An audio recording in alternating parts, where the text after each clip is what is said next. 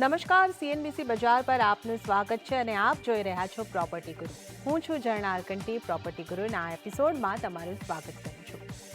તો પ્રોપર્ટી ગુરુની અંદર આપણે અવારનવાર ચર્ચા કરતા આવ્યા છે કે બાંધકામનો જે ખર્ચ છે, ઇનપુટ ખર્ચ છે, એ ખૂબ વધી રહ્યો છે કારણ કે કોમોડિટીઝની કિંમતો વધી રહી છે, સિમેન્ટની કિંમત વધી રહી છે અને આની અસર જે છે તે આપણને કિંમતો ઉપર થતી દેખાઈ શકે છે. હવે તાજેતરમાં આપણી સમક્ષ જે સમાચાર આવી રહ્યા છે કે સરકારે સ્ટીલ ઉપર અને આયર્ન ઓર ઉપર અમુક એક્સપોર્ટ ડ્યુટી લગાડી છે, તો અમુક જે ફિનિશ ગુડ છે એને ઇમ્પોર્ટ કરવા માટે ઇમ્પોર્ટ ડ્યુટી ઉપર રાહત આપી છે. તો આની કેવી અસર થશે એ અંગે આજે આપણે ચર્ચા કરવાના છે. આપણી સાથે નિષ્ણાતોની પેનલ છે.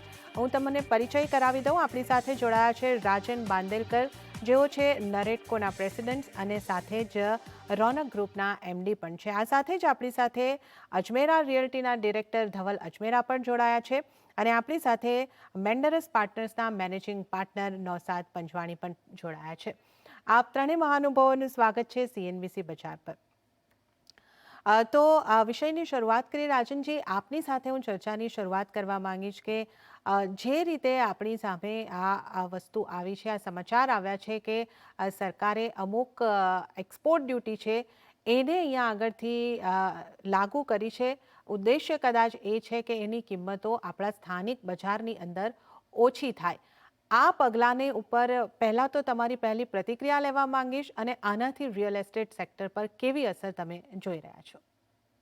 ઝરના, સર્વપ્રથમ હું તમારું અભિનંદન બી કરવા માંગુ છું કે તમે આ મુદ્દો ઉઠાડ્યો, કેમ કે આ મુદ્દા માટે નરેડકો અને ક્રેડાએ વારંવાર સરકાર પાસે, એટલે મહુવા હાઉસિંગ મિનિસ્ટ્રી પાસે કહો કે ફાઇનાન્સ મિનિસ્ટ્રી પાસે કહો કે ઇવન પીએમ પાસે બી અમે લેટર લખ્યું હતું કે આજે તમે જોયું હોય તો બહુ બધું કાર્ટલનું પ્રોબ્લેમ હતું કે સિમેન્ટના ભાવ બહુ વધી ગયા અને સ્ટીલના ભાવ બી આપણે ધરીએ તો 35,000 થી 80,000 સુધી પહોંચી ગયા હતા.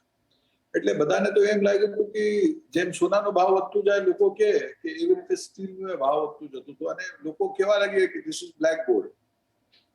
પણ અમે જ્યારે સરકારને કીધું કે ભાઈ આમાં તમે ધ્યાન આપો, અધરવાઇઝ શું છે કે આજે રિયલ એસ્ટેટ ઇન્ડસ્ટ્રીમાં આજે હાઉસિંગ કહો કે ઇન્ફ્રાસ્ટ્રક્ચર કહો, બે જગ્યા સિમેન્ટ અને સ્ટીલ ખૂબ લાગે છે. તો હું તહે દિલથી અમારા હાઉસિંગ મિનિસ્ટર છે હરદીપસિંહ પુરી અને આપણા વડાપ્રધાન નરેન્દ્રભાઈ મોદી અને ફાઇનાન્સ મિનિસ્ટર લોકોનું તહે દિલથી શુક્રિયા અને ધન્યવાદ કરવા માંગુ છું, કેમ કે એ લોકોએ ફર્સ્ટ ટાઈમ, મારા ખ્યાલથી આ 70 વર્ષમાં પહેલી વખત આ લોકો આવું કોઈ પગલા ઉઠાવ્યું છે જેમાંથી એ લોકો ખાલી ઇમ્પોર્ટ ડ્યુટી ઓછી નથી કરાવી, એ લોકો એક્સપોર્ટ ડ્યુટી બી વધારી નાખ્યું. એટલે શું થાય કે આજે આપણું સ્વદેશનું આપણું માલ જે આપણા ત્યાં પ્રોડક્શન થાય એ આપણા ત્યાં જ વપરાય. અધરવાઇઝ શું થતું હતું કે આજે ચાઇનાનું જ્યારે બી આ લોકો અમે જ્યારે વાત કરવા જતા હતા એ તો કે ચાઇનાને સ્કેરસિટી ઊભી કરી નાખી અને યુક્રેન અને રશિયાનું વોર ચાલુ છે. એટલે લોકોને શું છે કે બહુ મોટું કારણ મળી ગયું હતું પ્રબળ, કે જેનાથી એ લોકો કહી શકે બચીને નીકળી જાય. આ લોકો હાલાકી રો મટીરિયલનું એટલું ભાવ નથી વધ્યું હતું કે જેટલું આ લોકો ફિનિશ પ્રોડક્ટનો ભાવ વધાર્યો હતો. તો આજે આ બહુ સારી ચીજ છે અને અમે બધા, એટલે એસોસિએશન કહો કે બિલ્ડર કહો કે અને ગ્રાહક કહો, બધા આ ડિસિઝનને વેલકમ કરીએ છીએ. ઓકે, તો નરેટકો તરફથી આ ડિસિઝનને વેલકમ કરવામાં આવ્યું છે. રિયલ એસ્ટેટ ઇન્ડસ્ટ્રીને અહીંયા આગળથી રાહત મળતી દેખાઈ રહી છે અને સરકારે જે આ પ્રશ્ન હતો રિયલ એસ્ટેટ સેક્ટરનો એના ઉપર ધ્યાન આપ્યું હોય એવું લાગી રહ્યું છે. આ સાથે જ સરકારની સામે અન્ય મુદ્દાઓ પણ હતા, જેમ કે ફુગાવો, મોંઘવારી, એના ઉપર પણ ધ્યાન આપવામાં આવ્યું છે. પરંતુ અહીંયા આગળથી આપણે હવે ધવલજીનો પણ મત લઈશું. ધવલજી, આ જે આપણી સામે જે એક્સપોર્ટ ડ્યુટી લગાડવામાં આવી છે અને અમુક ફિનિશ પ્રોડક્ટની ઉપર ઇમ્પોર્ટ ડ્યુટી ઘટાડવામાં આવી છે, આ જે સરકારનો નિર્ણય છે, તમે આને કઈ રીતે જોઈ રહ્યા છો? તમારી પહેલી પ્રતિક્રિયા આના ઉપર લેવા માંગીશ. Thank you Jharna. જેમ રાજનભાઈ કહ્યું, I think government has done a fantastic job. As an association ક્રેડા એમસીએચ અને નરેટકો બંને સરકારને ખૂબ વિનંતી કરતી હતી કે ભાઈ અત્યારે પ્રાઇઝીસ જ્યારે વધતા હતા અને સ્ટીલના ભાવો અને સિમેન્ટના ભાવ એટલા વધતા હતા, ત્યારે એક અમારું એક આ સજેશન હતું કે ભાઈ સ્ટીલની એક્સપોર્ટમાં કંઈક રિસ્ટ્રિક્શન આપો અને સરકારે બહુ પોઝિટિવલી આનું સજેશન અમારા એસોસિએશનનું લઈને આ કર્યું છે. તો ઓવરઓલ જેમ જોઈએ કે છેલ્લા 6 મહિનાની અંદર જે ભાવ ઓવરઓલ ઇનપુટ કોસ્ટ સ્ટીલ અને કન્સ્ટ્રક્શનની એટલી વધતી હતી એના કારણે cost of material, cost of construction એટલું પ્રેશરમાં હતું અને at the same time movement of sales માટે પણ પ્રેશર આવતું હતું. એટલે ઘણા બધા ડેવલપરે એક સસ્ટેનન્સ લેવલ સુધી પ્રાઇસીસ ન ઘટાડ્યા, ન વધાર્યા, પણ એક એવો લેવલ આવી ગયો કે એની પછી કોઈ ચોઇસ નતો કે પ્રાઇસ વધારવો જ પડે. હવે જ્યારે આ મૂવમેન્ટ આવી છે તો આઈ એમ શ્યોર ઘણા બધા ડેવલપર્સને એ બધા પ્રાઇસીસ એટલીસ્ટ સસ્ટેન કરશે અને ફર્ધર ઇન્ક્રીમેન્ટલ નહીં આવે, which will be a positive sign. એક માર્કેટ માટે બહુ મોટી પોઝિટિવ સાઇન કહેશે. ઓકે, તો નરેટકો હોય, એમસીએચઆઈ ક્રેડાઈ હોય, ડેવલપર્સ પણ આપણી સાથે જોડાયા છે. એમનો મત જે અહીંયા મળી રહ્યો છે, આ જે સરકારનું પગલું છે એને તેઓ વેલકમ કરી રહ્યા છે અને આનો ફાયદો ડેવલપર્સને અને ગ્રાહકોને પણ મળતો દેખાઈ રહ્યો છે. નવસાદજી, આપનો પણ હું મત લેવા માંગીશ કે આ પગલાંને તમે કઈ રીતે જોઈ રહ્યા છો, આની કેવી અસર તમે જોઈ રહ્યા છો? ઝરના, આ જે પગલું ગવર્મેન્ટે ભર્યું છે, હું માનું છું કે આ ગવર્મેન્ટ બહુ રિસ્પોન્સિવ છે. પ્રોએક્ટિવ ભલે સામેથી ન કરતા હોય, પણ જ્યારે રેપ્રેઝન્ટેશન થાય, જ્યારે કન્ઝ્યુમર, જ્યારે ફોરમ્સ જે છે, જેમ ક્રેડાઈ, એમસીએચઆઈ, નારાયણકો, આ બધા ફોરમ્સ જે છે, જ્યારે પ્રોબ્લેમ્સ લઈને ગયા છે, આ ગવર્મેન્ટ રિસ્પોન્ડ કરતી દેખાઈ રહી છે. એ હિસાબે હું કહું કે મને એવું સરપ્રાઈઝ નથી લાગતું, કારણ કે આ ગવર્મેન્ટ રિસ્પોન્સિવ રહી છે. તમે રેરાના ઇમ્પ્લિમેન્ટેશનમાં જુઓ કે જીએસટીના ઇમ્પ્લિમેન્ટેશનમાં જુઓ કે ઘણા બધા બીજા જે રિપ્રેઝન્ટેશન કર્યા છે એફોર્ડેબલ હાઉસિંગના, એ બધામાં ગવર્મેન્ટ હેઝ બીન રિસ્પોન્સિવ.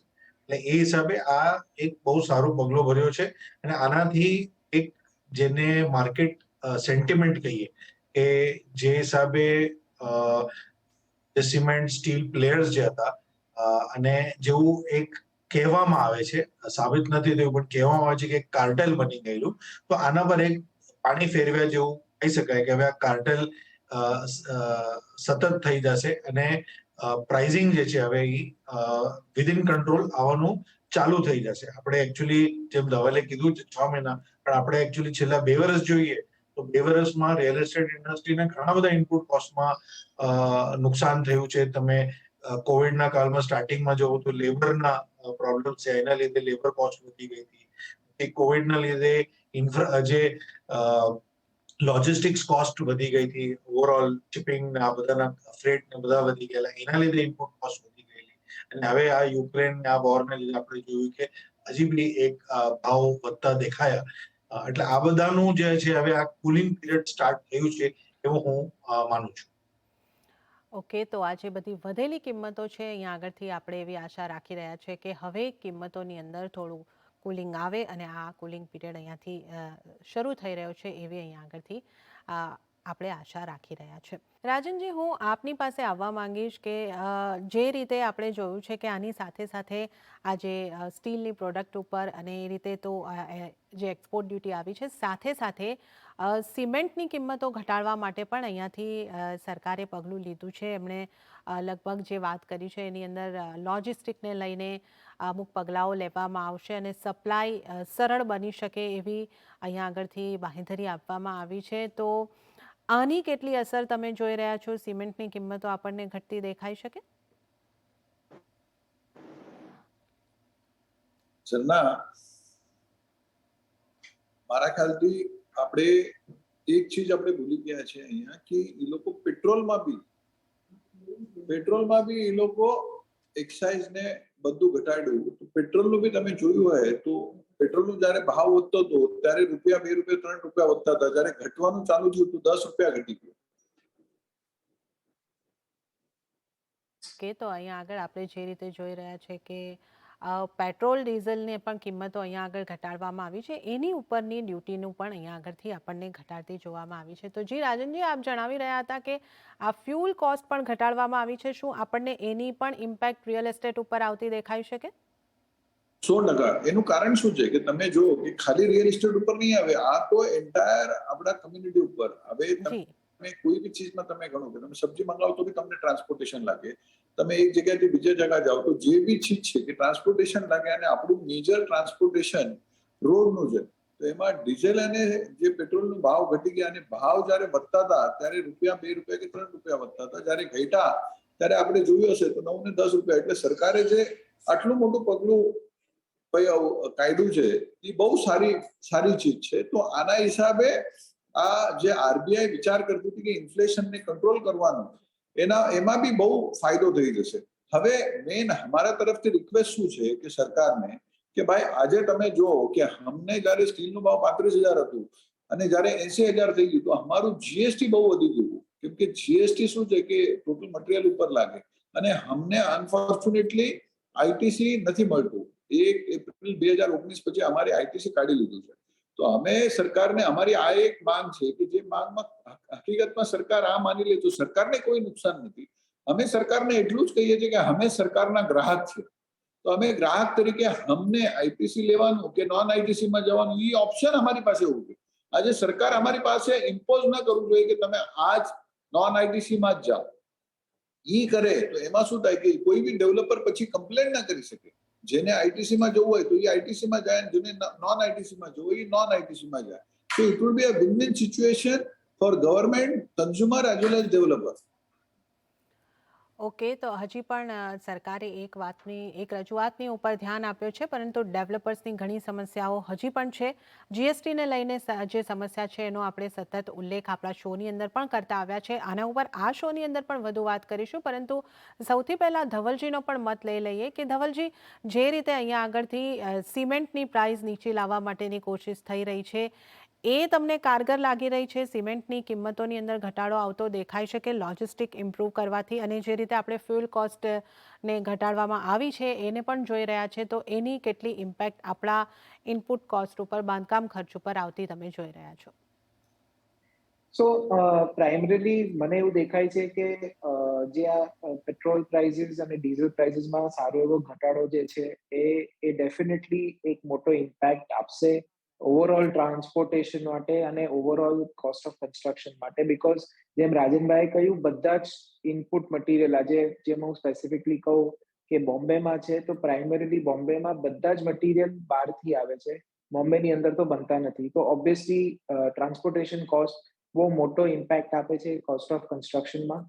અને એવી રીતે જ્યારે સિમેન્ટની પ્રાઇસમાં પણ જો કંટ્રોલ લાવશે તો ડેફિનેટલી એ લાવવાની ખૂબ જ જરૂર છે. કેમ કે આજે એક રિયલ એસ્ટેટ સેક્ટર એ એક જ સેક્ટર નથી. આજે આ એક સેક્ટર જો પ્રોપરલી ચાલે છે તો 280 થી 290 ઇન્ડસ્ટ્રીઝ જે છે એ એની ઇનડિરેક્ટલી ને ડિરેક્ટલી એની પાછળ ચાલે છે.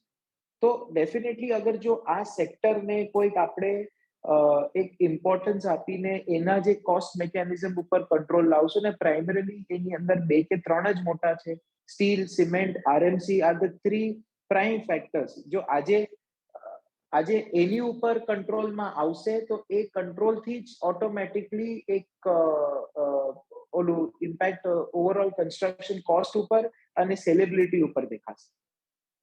ઓકે, તો જે આ રીતે આપણે જોઈ રહ્યા છે કે જ્યારે ઇમ્પેક્ટ થશે, બાંધકામ ખર્ચ થોડો ઘટશે, તો એની વેચાણ ઉપર પણ અસર દેખાઈ શકે છે. નવસાદજી, તમે કઈ રીતે જોઈ રહ્યા છો? જે રીતે આપણે વાત કરી કે સ્ટીલ અને જે આયર્ન છે એની કિંમતોમાં થોડો ઘટાડો આવતો દેખાઈ શકે છે, અને હવે આ સિમેન્ટ અને ફ્યુલના પર આપણે વિચારણા કરી રહ્યા છે, ચર્ચા કરી રહ્યા છે, તો કેવી અસર તમે જોઈ રહ્યા છો કિંમતો ઉપર પણ? અને મારા હિસાબે જે ફ્યુલની ઇમ્પેક્ટ છે એ તો તમામ, જે રીતે આપણે વાત કરી, તમામ લોકોને લાગતી હોય છે, તો કસ્ટમરના સેન્ટિમેન્ટ પણ અહીંયા આગળથી સુધરી શકે છે. આપનો મત?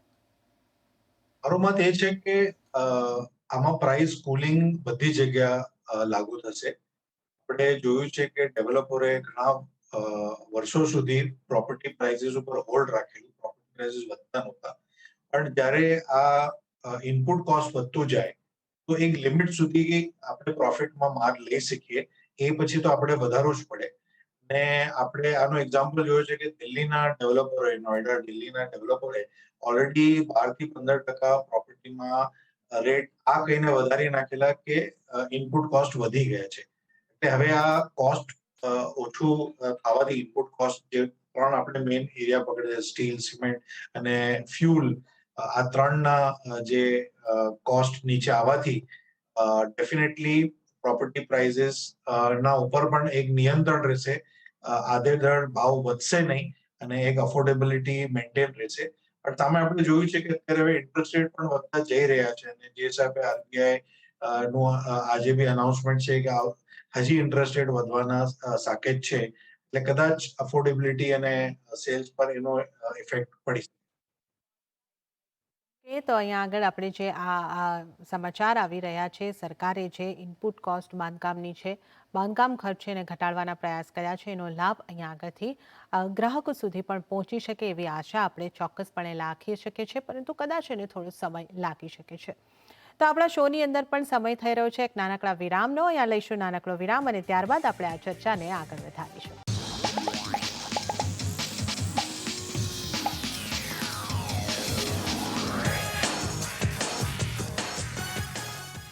વિરામ બાદ પ્રોપર્ટી ગુરુની અંદર આપનું સ્વાગત છે અને આજે આપણી સાથે આ ચર્ચાની અંદર જોડાયા છે રાજન બાંદેલકર, ધવલ અજમેરા અને નૌશાદ પંચવાણી. તો આ ચર્ચાને આપણે આગળ વધારીશું. રાજનજી, આપની પાસે ફરીથી આવવા માંગીશ. જે રીતે આપણે બ્રેક પહેલાં વાત કરી રહ્યા હતા, તમે એક જીએસટીની વાત કરી કે જીએસટીને લઈને હજી પણ ડેવલપર સામે અમુક પડકારો ઊભા છે. તો જે રીતે આપણે વાત કરી કે અમુક તમારી રજૂઆતની ઉપર સરકારે ધ્યાન આપ્યું છે, તો હવે જીએસટીની રજૂઆત પર પણ ધ્યાન આપવામાં આવે એવી આપણે ઈચ્છા રાખી રહ્યા છે. તો હજી પણ આપની સામે, એટલે કે ડેવલપર્સ લોબી સામે, રિયલ એસ્ટેટની સામે કયા કયા પડકારો ઊભા છે? સૌથી ઇમ્પોર્ટન્ટ શું છે કે આજે આપણે કહીએ કે સિંગલ વિન્ડો ક્લિયરન્સનું જે કહીએ ને, સિંગલ વિન્ડો ક્લિયરન્સ છે ને, આજે મુંબઈમાં ને દિલ્હીમાં થોડું હદ સુધી થઈ ગયું, પણ એના પછી જે સસ્ટેનન્સથી આ થવું જોઈતું હતું એ નથી થતું. એનું કારણ શું છે કે જેમ સરકારે બદલતી જાય, માણસ બદલતું જાય, તો એ કે ને કે એનું પોલિસીસ બી ચેન્જ થતું જાય, એનું way of looking at things એ ચેન્જ થતા જાય. એના માટે અમે બે એસોસિએશન ક્રેડાઈ અને નેરડકોએ સાથે મળીને કામ કરવું જોઈએ, અને જેનાથી શું થાય કે આજે તમને કહું કે આજે અમારું સૌથી મોટો પ્રોબ્લેમ જે છે, આજે અમને એન્વાયરમેન્ટનું પરમિશન કહો કે સિવિલ એવિએશનનું પરમિશન કહો કે આજે ડિફેન્સ, એટલે અમને એટલા જગ્યાથી જઈને પરમિશન લેવું પડે છે. અને હકીકતમાં તમને કહું, અમારી ઇન્ડસ્ટ્રી છે, આજે તમે કહો કે ઘર તમે એક બનાવો તો લોકોને ખબર પડે કે કેટલી તકલીફ આવે છે. અને અમે તો ઓલા લોકોને, બધા લોકોને પ્લેટર ઉપર ઘર લઈને આપીએ છીએ. બીજું શું છે કે અમારી ઇન્ડસ્ટ્રીમાં થોડા બ્લેક શીપ હતા, પણ એ બધું રેરા પહેલા હતું. નૌશાદભાઈએ કીધું કે તમે જોયું હોય તો કે રેરામાં બી જેટલું બી સરસ કામ થયું, લોકો શું છે કે નૌશાદભાઈ કે આવા બધા એક્સપર્ટ સરકારને ક્રેડિટ આપે છે, પણ એ લોકો એ નથી માનતા કે અમે ડેવલપર જ્યારે અમને પહેલા બેડ બોયઝ કહેવા જતા હતા, હવે અમે આજે બેડ બોયઝ થી ગુડ બોયઝ થી જેન્ટલમેન ની તરફ આવી ગયા. તો મારી રિક્વેસ્ટ છે આવા બધા એક્સપર્ટ ને છે કે ભાઈ તમે બી કહો કે ડેવલપરે બી બહુ સારું કામ કર્યું છે, અને આ જે બદલ સરકાર કરવા માંગતી હતી એમાં બી અમે સકારાત્મક રૂપ લીધું છે. કેમ કે તમે એક કહો કે એક હાથેથી તાળી નથી વાગતી, એવી રીતે અમે એટલું બધે દરેક ડેવલપરને કીધું. તમે જુઓ આજે દરેક પ્રોજેક્ટમાં આજે, અને તમને જેટલા બી રેરામાં પ્રોજેક્ટમાં જે પ્રોબ્લેમ દેખાય છે એ પ્રી રેરા જેટલા બી પ્રોજેક્ટ હતા એમાં છે. પોસ્ટ રેરામાં આજે બધા ડેવલપર જ્યાં સુધી એની પાસે ફાઇનાન્સ અને બધું એપ્રુવલ નથી રહેતું ત્યાં સુધી પ્રોજેક્ટ લોન્ચ નથી કરતો. એટલે અમારું સૌથી મોટું કોસ્ટ આજે થાય છે કે એપ્રુવલમાં. કેમ કે એક વખત અમે જગ્યા લીધા પછી, રેરા આવ્યા પછી, અમે જ્યાં સુધી અમારી પાસે ટોટલ એપ્રુવલ નથી, અમે વેચી જ નથી શકતા, અમે માર્કેટમાં જઈ નથી શકતા. તો આજે એના ઉપર એસોસિએશને બી ધ્યાન આપવું જોઈએ. અને સરકારની પાસે શું છે કે આ સરકારનું એક સૌથી મોટું પ્લસ પોઈન્ટ છે કે અમે જેટલી વખત દરવાજો ખટખટાવીએ, સમજો દરેક વખત ના ખોલે પણ એક વખત ખોલે એમાં અમારા 2-4 ચીજ સોલ્વ થતું જાય. એનું એક્ઝામ્પલ દાખલા તરીકે તમને કહું કે કોરોના આવ્યું તો બધાને એમ લાગતું હતું કે કોરોનામાં તો બધા ઇન્ડસ્ટ્રીની હાલત ખરાબ થઈ ગઈ હતી, અને એમાં લોકોને એમ લાગતું હતું કે રિયલિસ્ટ તો એકદમ લાસ્ટ છે. એટલે તમે ઘર કયો તો તમને રોટી કપડા મકાન, તો મકાન છેલ્લું છે, તમને સૌથી પહેલા રોટી લાગે અને કપડા લાગે. પણ મકાને એટલું સારું પ્રોગ્રેસ લીધું અને એટલું સારું જમ્પ લીધું, એનું કારણ છે કે અમે developer as well as consumer અને સરકાર, કેમ કે સરકારે બી ઘણા પહેલું કર્યા, સરકારે ઘણા બધા અમને એડવાન્ટેજીસ આપ્યા. આજે તમે કહો કે જ્યારે કોરોના હતું, કોરોના ટાઈમે અમને પીરિયડ બી એક્સટેન્શન કરી આપ્યું, દરેક પીરિયડ, એટલે અમારું ડિલિવરીનું પીરિયડ એઝ વેલ એઝ પરમિશનનું પીરિયડ. તો 100% આપણે ease of doing is one of the very very important aspect. જી, તો અહીંયા આગળ આ બધી તમામ સમસ્યા છે જે ડેવલપર્સની સામે ઊભી છે. સિંગલ વિન્ડર ક્લિયરન્સની માંગ ખાસા લાંબા સમયથી થતી આવી છે. ધવલજી, આપને કયા જે સમસ્યાઓ છે એનો સામનો કરવો પડતો હોય છે? આપના તરફથી હજી સરકાર કયા મુદ્દાઓ પર ધ્યાન આપે એ સરકારનું ધ્યાન હોવું જોઈએ એવો આપનો મત બની રહ્યો છે. જરા મારું એવું માનવું છે કે પ્રાઇમરીલી રિયલ એસ્ટેટ એક સેન્ટ્રલ એસ્પેક્ટ તો છે જ, બટ સાથે સાથે સ્ટેટને પણ છે. તો અગર હું આ બેને ડિવાઈડ કરું તો જેમ સેન્ટ્રલમાં રાજનભાઈ કહ્યું કે GST most important thing, second is environment clearance. મારું એક બહુ ક્લિયર માનવું છે કે ભાઈ આજે in the era of digitalization, in the era of so much of transparency with RERA coming in, આ જયારે રેરા છે ને આટલું બધી ટ્રાન્સપરન્સી છે, તો એક એન્વાયરમેન્ટ ક્લિયરન્સના એક આપણે પર્સપેક્ટિવ અને એક બાંધણી બાંધી જેવી જોઈએ, જેની ઉપર જ એ લોકોને ઓટોમેટિક પરમિશન મળે અને પાછી ત્યાં જવાની ન હોય. આજે એન્વાયરમેન્ટ એક સેન્ટ્રલ લેવલ ઉપર એક પરમિશન છે જે મળે છે પણ ટાઈમ કન્ઝ્યુમિંગ છે. અને અગર હું સ્ટેટમાં જોવા જાઉં તો મારું બહુ ક્લિયર છે. અગર આપણે કોવિડના ટાઈમે જોઈએ જ્યારે સરકારે સ્ટેમ્પ ડ્યુટી અને પ્રીમિયમનો ઘટાડો કર્યો હતો, એનાથી એટલીસ્ટ મહારાષ્ટ્રમાં જે રિયલ એસ્ટેટનો મુવમેન્ટ આવ્યો હતો એ ફિનોમિનલી સારો હતો. અને મને એવું લાગે છે કે એ મુવમેન્ટને હજી કન્ટિન્યુ રાખવો જોઈએ.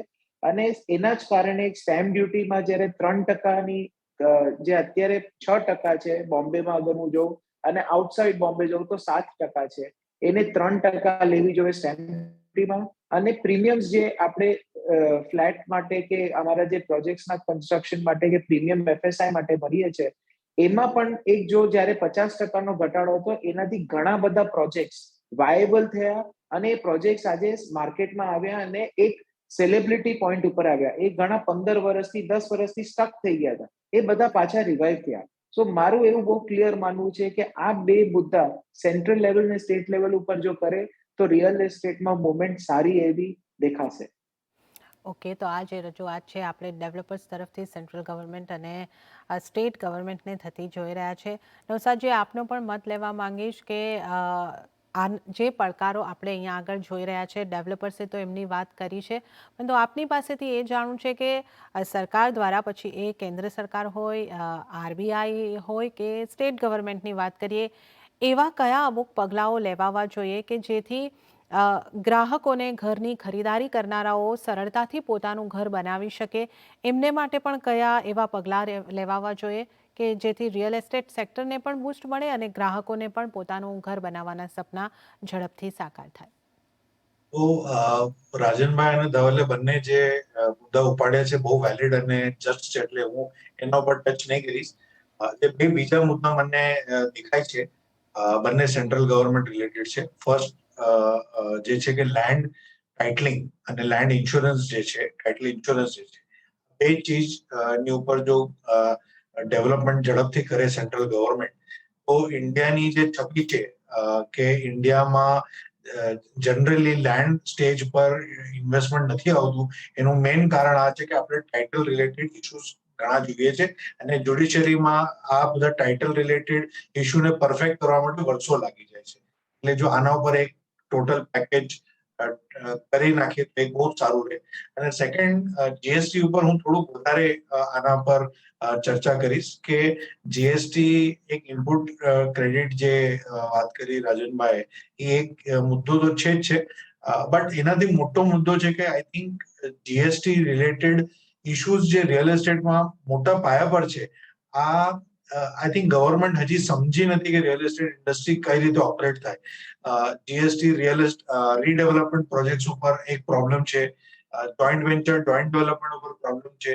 એટલે નોટ ખાલી કે ફાઇનલ સેલ પ્રાઇસ ઉપર જીએસટી નો એક ઇનપુટ ટેક્સ ક્રેડિટ નો ઇશ્યુ છે, બટ જ્યાં સ્ટ્રક્ચરિંગ આવે છે ત્યાં પણ બહુ જ મોટો જીએસટી નો એક ઇમ્પેક્ટ આવે છે. અને આખામાં આ જે એક ડિનાય કરી રહ્યા છે tax credit, input tax credit, એ એક ઇશ્યુ થાય છે. એટલે રાધર દેન ઇસ્મોલ ખાલી રેટ અને ઇનપુટ ટેક્સ ક્રેડિટ અમુક સેક્ટરમાં જોવા કરતા, I think real estate as a whole કે જીએસટી કઈ રીતે ઇમ્પ્લિમેન્ટ કરવું જોઈએ, આના સોલ્યુશન્સ ઓર્ગેનાઇઝેશન્સ પાસે રેડી છે, ફોરમ્સ પાસે રેડી છે. જો ગવર્મેન્ટ ઓપન માઇન્ડથી સાંભળે તો રિયલ એસ્ટેટને જીએસટીના એક જે અત્યારે મેસ હું કહીશું યુઝ વર્ડ કરીશ કે જે એક પ્રોબ્લેમ છે એમાંથી બહાર નીકળે અને એનાથી ગવર્મેન્ટને ટેક્સમાં ₹1 કલેક્શનમાં પ્રોબ્લેમ નહીં આવે અને ઓછું નહીં થાય. ટેક્સ કલેક્શન આટલું જ રહેશે અને ઓર સ્મૂથલી કલેક્ટ થશે. ફક્ત ખાલી એટલું અન્ડરસ્ટેન્ડ કરવાની જોઈએ કે રિયલ એસ્ટેટ ઇન્ડસ્ટ્રી બીજી ઇન્ડસ્ટ્રીઝ કરતા અલગ છે અને એને જીએસટી ને ઇમ્પ્લિમેન્ટેશન માટે કદાચ ઓવરઓલ ફ્રોમ સ્ક્રેચ જોવાની જરૂરત છે. આ બે ઇસ્યુ પર હું એક સ્ટ્રેસ નાખીશ જેનું ગવર્મેન્ટ ધ્યાન રાખવું છે.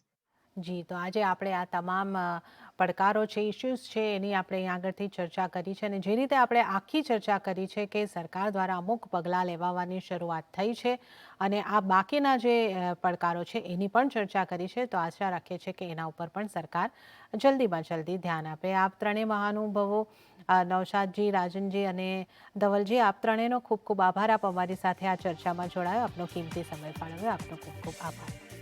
તો આ સાથે જ આ ખાસ રજૂઆતમાં પ્રોપર્ટી ગુરુની આ ખાસ રજૂઆતમાં હાલ પૂરતું આટલું જ. મને પણ આપશો રજા, પરંતુ આપ જોતા રહો CNBC બજાર.